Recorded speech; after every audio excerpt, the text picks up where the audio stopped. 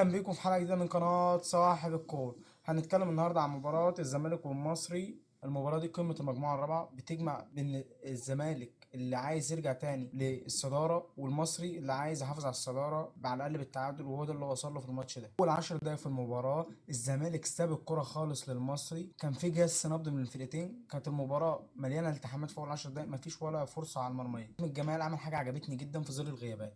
انت غايب من عندك فتوح وبنتايج، وعندك الناحيه التانيه عمر جابر غايب برضه، وعندك في وسط الملعب دونجا وعبد الله السعيد، عندك غيابات كتير جدا في الماتش، فكان لازم تحاول تقلل الفرق بينك وبين المصري عنده لعيبه خبره ولاعيبه سرعات، لعيبه سرعات ممثله في صلاح محسن، ولاعيبه خبره ممثله في عبد الرحيم دغمو. عجبني جدا ان هو عمل زياده وما وداش محمد شحات للباك، لانه بينقص كتير جدا. لعب باتنين ناشئين، واحد اسمه ايشو ناشئ والتاني اسمه محمد ابراهيم. عاجبني اللي ما لعبش بشحاته في الباك خالص، لانه ما بينزل في الباك بينقص 30 او 40% من مستواه، ما بيلعب في نص الملعب بيديك ال 100% بتاعته زي ما ظهر النهارده. ادم كايد ما اشتغلش خالص في اول شوط، الشوط الاول كله ما اشتغلش، وما كانش بالتالي الكره بتوصل للاجنحه، ولا شيكو بانزا ولا خوان بزيرا ولا الجزيره، كان في عطل في طلوع الكوره. بس عاجبني في بزيرا الماتش ده بالذات ان هو كان بيدخل العمق، ما كانش بيسلم نفسه للباكات ويستلم بظهره، لا كان بيدخل عمق الملعب ويزق الفرقه لقدام، وشحاته كان بيفتح طرف الملعب. لكن كان في تراجع شديد مبالغ فيه من الزمالك، لحد ما بتيجي اول كوره في الماتش في الدقيقه 20 للنادي المصري،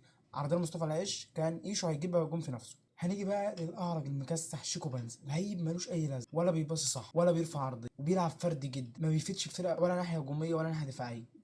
انا مش عارف ليه موجود لحد دلوقتي ولازم يمشي في اقرب وقت. بس مشكله القيد عامله لك مشكله، ان انت ما تعرفش تمشي حد. وكوكي تفوق على معتمد جمال، بس انا بدي عذر معتمد جمال في الماتش ده، ان هو كان عنده غيابات كتير، تاني ماتش ليه مع الفريق، ونص الملعب خدوه مننا طول الماتش ما كانش فيه فرص كتير للزمالك، كان الاداء لصالح المصري اغلبيه الماتش. فهنخش في تقييماتي لل 11 لعيبه اللي لعبوا المباراه ورايي في التغييرات. عواد صد اكتر من 5 كور على مرمى النهارده، كان مدي ثقه للفرقه فعلا، يا ريت يستمر على كده، ياخد النهارده 10 من 10. هنيجي بقى لايشو اللاعب الناشئ اللي الظروف خلتك تلعب النهارده في ظل رحيل بنتايج وغياب فتوح للاصابه، ما كانش قدامك غيره هو. انا في وجهه نظري ما ينفعش يعتمد عليه بصراحه، يعني هو لعيب على قد زياداته الهجوميه على قدها قوي، ما رفعش ولا عرضيه طول الماتش تقريبا. تقييمي ليه 3 من 10. الناحيه الدفاعيه ما عملش حاجه للفرقه برضو، يعني ما فادش الفرقه بحاجه. هنيجي بقى للونش اللي انا فعلا زعلان منه قوي، يعني ان انت تبقى مدافع كبير او كده وحاسس ان انت بتلعب بالشوكه والسكينه من بعد ما رجعت من 2 صليب. الاصابات بيد ربنا، ان انت ما تكونش بتأدي عملك في شغلك، ان انت بتاخد عليه مرتب، دي مشكله كبيره جدا. يعني انت ضعيف، الالتحامات كلها بتخسرها، التمريرات حتى اللي انت كنت مميز فيها بقيتش بتعرف تمرر وتطلع بالكوره. لا انت لازم ده يكون اخر ليك موسم مع الزمالك، كفايه كده عليه. لكن دي 0 من 10. حسام عم يجيب برضو نفس الكلام، ارتباك وكور كتير بيسيبوها للمهاجم جوه ال 18. صلاح محسن النهارده لو كان واحد غيره كان ممكن يخلص لك الماتش للمصري بجونين 3. لعيب بكل الكرات الطوليه العاليه بيطلعها في عمق منطقه 18 بتاعتك، مش عارف ازاي كده، يعني انت طولك ده كله وبتطلع الكرات قدام منطقه جزاء.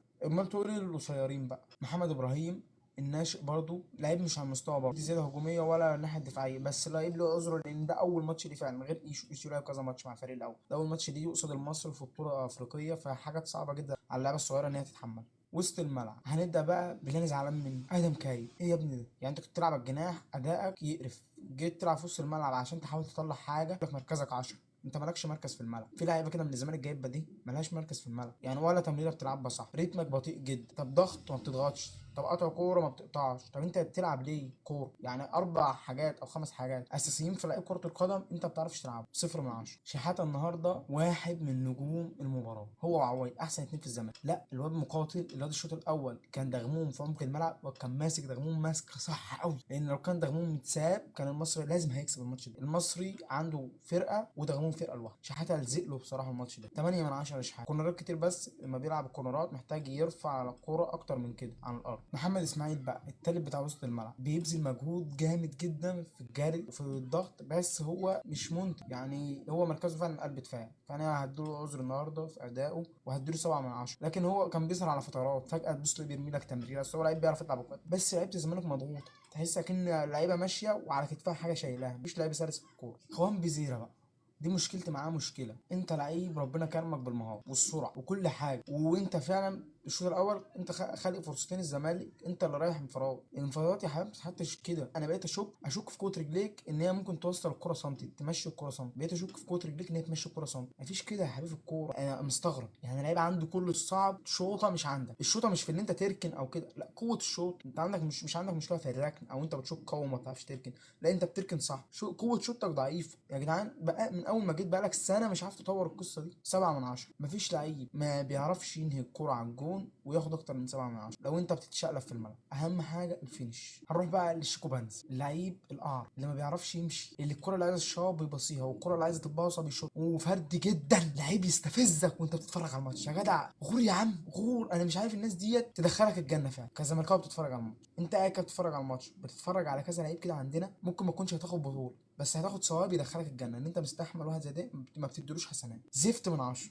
0 من 10 وصفر منيل ب60 نيل على دماغه للجزير اللي ما جاش غير ده واحده في الماتش. ده 39 شاط كوره جت في العارضه. غير كده باهر ماسكه حطه في جيب خط الدفاع كامل بتاع مصر، حطك في جيب. هنروح لمجلس الاداره. مجلس الاداره 10 قضايا قاف كده ليه؟ انا مركز شباب ده لو مركز شباب مفيش كده. انا مش عارف ايه الشغل اللي انتوا بتعملوه بقالكوا سنه ونص. اطلعوا اعملوا لنا مؤتمر صحفي ما انتوش طالعين، يبقى كده في فساد اداري. ما هو طالما انت مش عايز تطلع تقول لي 1 2 3 يبقى انت بتعمل 1 2 3 بالشقلوب. ايه الزفت ده؟ وشغل بتاع احمد سليمان واطلع اعيط ومهيب يناولني المنديل.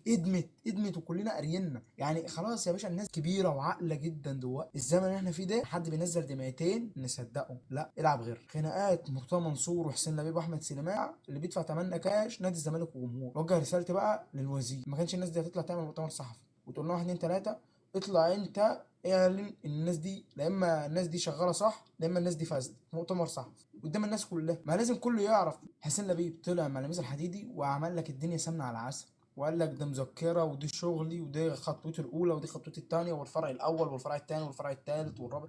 وكلام الكلام مش بالفلوس، انما الافعال بقى بفلوس. جردت النادي من كل الناس اللي كانت موجود عشان بتقولوا ان هم بيطلعوا اسرار النادي. طب مين دلوقتي بيطلع اسرار النادي؟ جون؟ ولا انتوا برضو الفشله اللي مش عارفين تحافظوا على النادي ولا في معلومات ولا في اداره شغل؟ ختام الموضوع ده، مالك وجماهيره بيدفع ثمن المجالس الفاشله، المجالس اللي بتتخانق مع بعضها على الكرسي. من الاخر الغير صادقه، كل واحد بيجي يقول لك انا هعمل وهعمل وهعمل. انا نفسي قانون يطلع جديد بعد انتهاء كل فتره رئاسيه رئيس نادي في مصر او بره او في اي حته يتحاسب على كل اللي هو عمله، ما له وما عليه. دفع جنيه النادي ياخده قبل ما ينهي فترته، داين النادي بفلوس يدفع قبل ما ينهي فترته عشان يترشح على الكرسي ما ياخدش سلطه ويستفيد وما يفيدش بحاجه. في ناس دلوقتي بتقعد على الكرسي عشان خاطر مصالحها الشخصيه فقط لا غير. حسين لبيب جه لقى النادي من احسن انديه العالم في كره اليد. انا عارف انا بقول ايه، كل اللعيبه احسن لعيبه في العالم دلوقتي طالعين من عندنا من نادي الزمالك. كان من احسن الانديه في العالم في كره اليد، كنا بنخسر من برشلونه ماتشات فرق جون وفرق اتنين.